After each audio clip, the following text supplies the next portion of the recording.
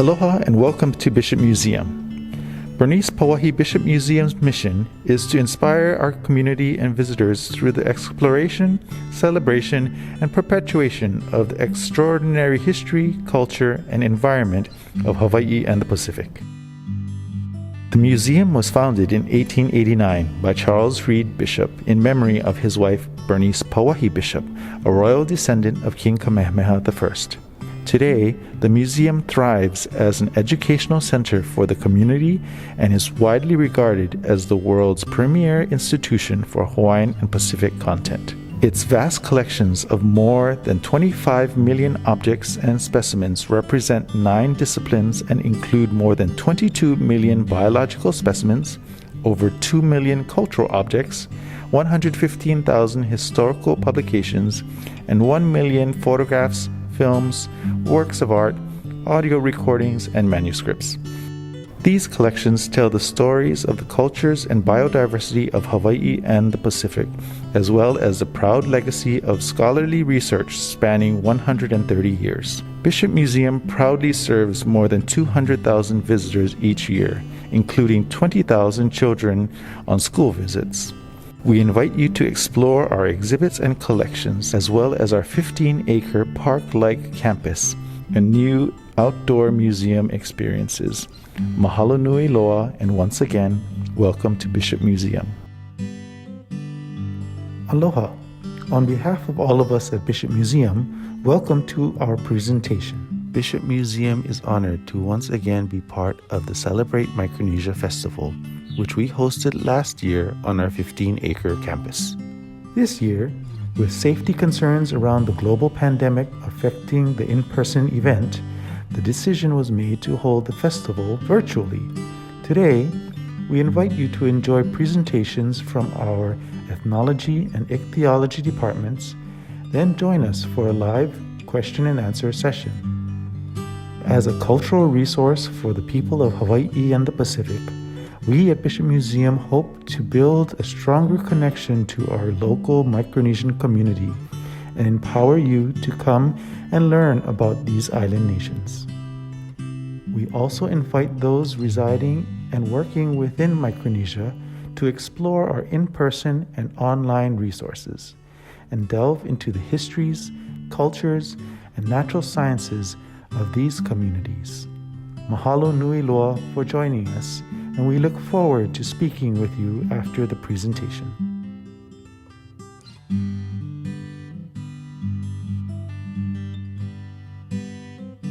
Welcome to the Ethnology Lab here at the Bishop Museum. And again, we're so happy to be a part of the Micronesian Festival and how we can support and uplift our community with some of the collections that we care for here. These are some of the pieces that we pulled out to kind of give a glimpse of some of the areas of collections that we care for. So we have materials from Palau, from Guam, Marshall Islands, Yap, Kosrae, and Kiribati for us to see today. So let's take a look a little closer at some of the collections that we have. The piece that we pulled out representative of Palau is a Palauan storyboard.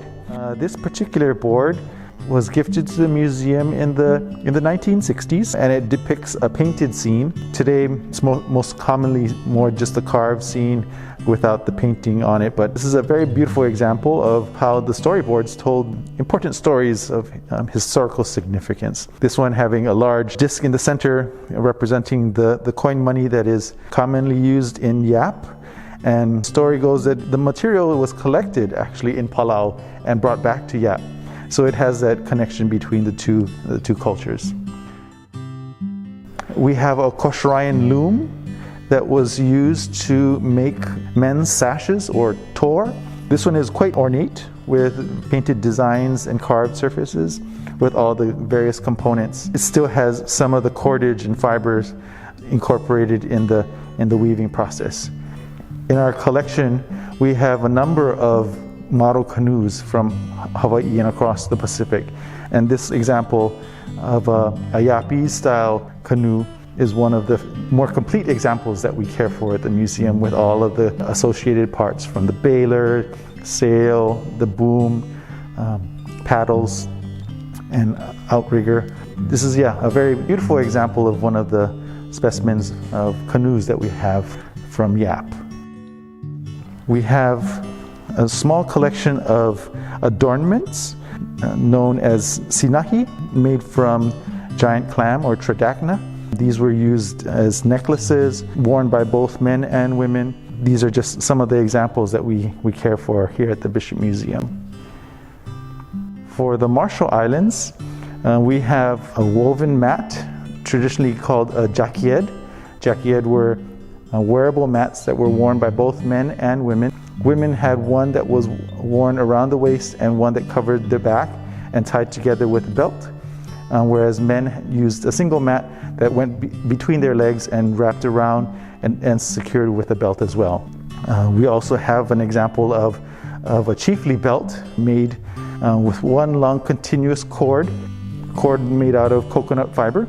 Then it would have been overlaid with a woven section of pandanus, and then on top of that there would be a third layer that had a more intricate design that was incorporated onto the surface. So there was these multi-layered woven sections really built up the size of the cord, making it a lot sturdier and stronger. But all of the patterns that were incorporated into these pieces were designs that were made by the weavers themselves. Particular designs didn't come up from regional areas. These were all individual designs that were created by specific weavers to tell their own stories.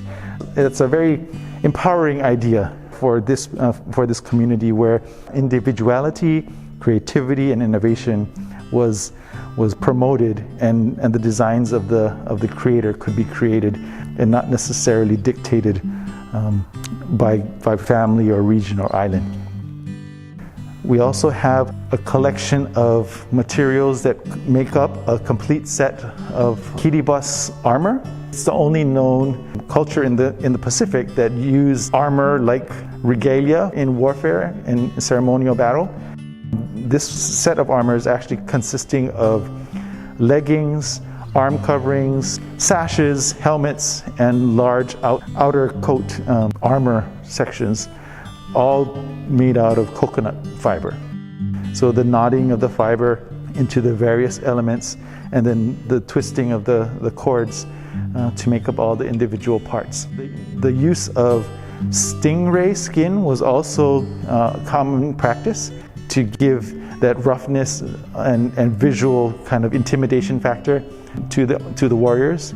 They were also using things like pufferfish skin as helmets, and weapons were oftentimes lined with rows and rows of shark's teeth. So these particular warriors would look very intimidating when they were in battle. And these are some of the examples that we care for here.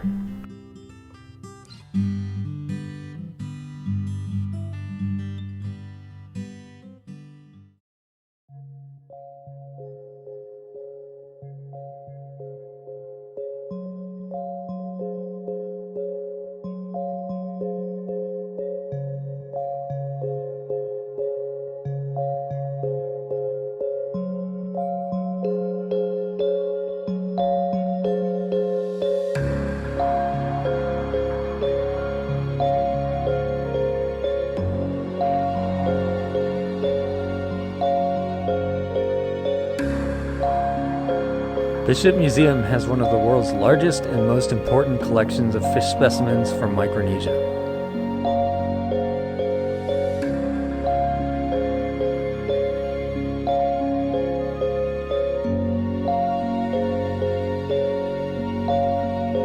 Over the past half-century, Bishop Museum researchers have discovered more than 1,000 new species of coral reef fishes.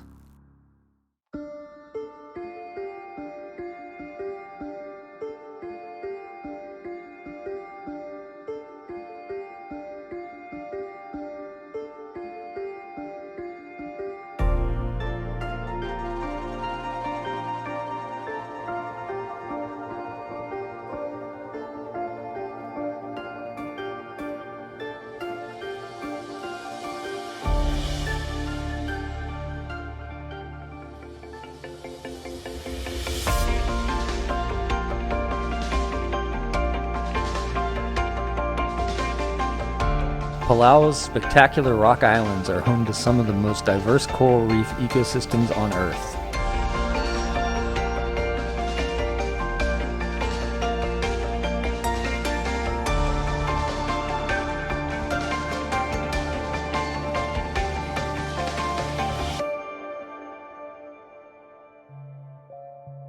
This colorful little basslet is named in honor of Bishop Museum's Dr. John Randall, who has discovered and named more species of fish than anyone in history.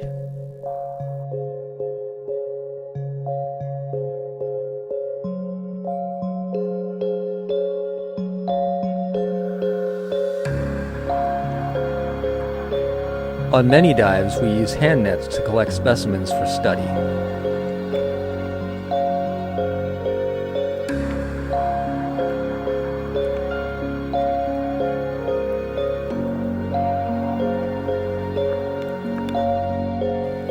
Palau is known for its incredible vertical reef drop-offs, which extend from the surface down to thousands of feet deep. This new species of butterfly fish was discovered in Palau at a depth of over 400 feet.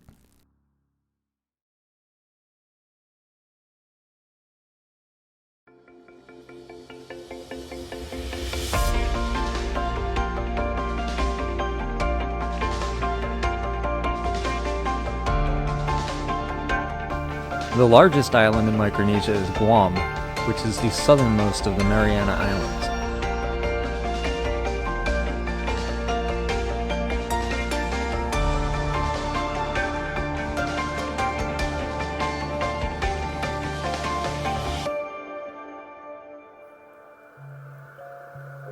Over 25 years ago, Bishop Museum scientists pioneered the use of special diving equipment called rebreathers. Computers in the rebreather control breathing gas mixtures containing helium, oxygen, and nitrogen, allowing divers to safely descend over 500 feet deep.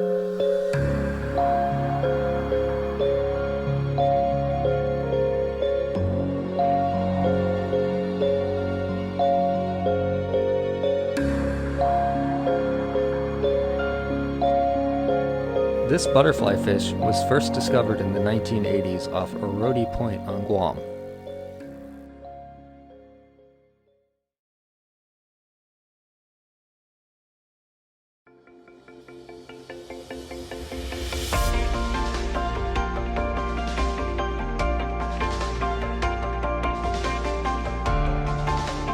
Bishop Museum has been exploring the deep coral reefs of Pohnpei and its nearby atolls since 1989.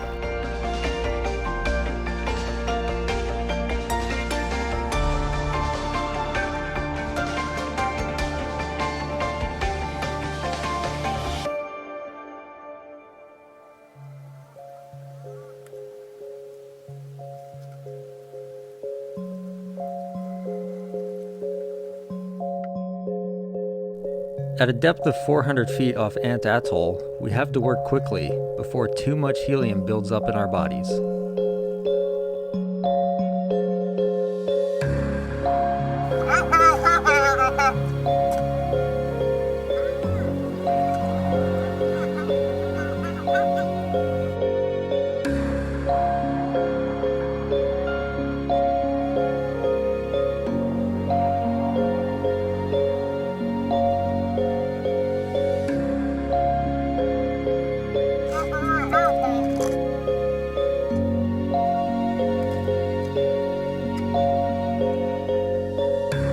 In this recently discovered species, the male above and female below have strikingly different coloration.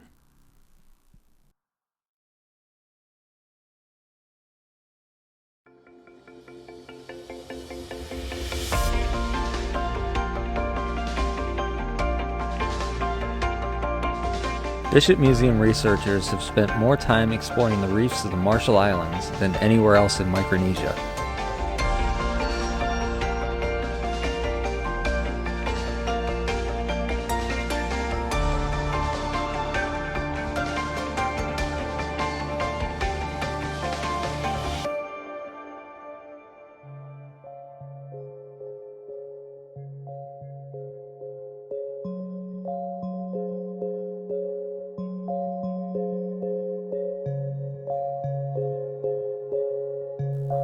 Without runoff from rivers, the atolls of the Marshall Islands are surrounded by some of the clearest water in the Pacific.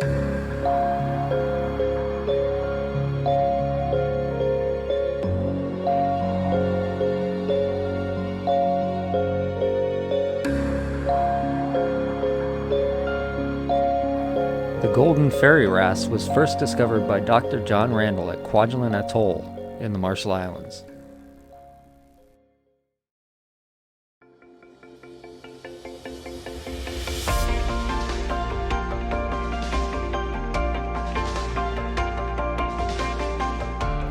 These are only some of the spectacular discoveries Bishop Museum scientists have made on the coral reefs of Micronesia.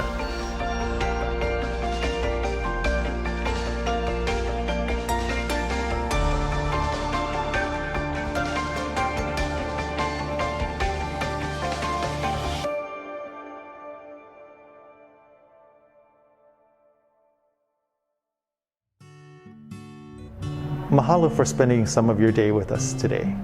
If you're interested in learning more about Bishop Museum, you can go to our website at bishopmuseum.org. And if you have specific questions regarding some of the Micronesian collections you saw, you can reach us at ethnology@bishopmuseum.org. Once again, thank you very much and have a great day.